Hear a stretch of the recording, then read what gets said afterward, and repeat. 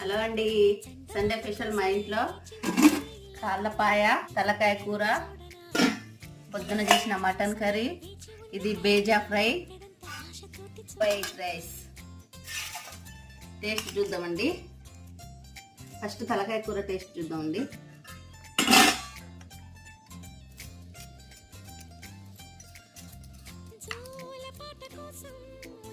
మీకు నాకు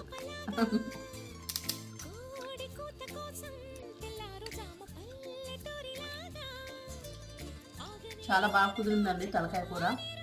ఎక్కువ మసాలా లేకుండా లైట్గా మసాలాలు వేసి చేసిన, ఎండాకాలం కాబట్టి కడుపులో ఎక్కువ మంట వండుతుంది కాబట్టి లైట్ మసాలాలు వేసి చేసినది. ఫుల్ వీడియో అప్లోడ్ చేస్తా చూడండి.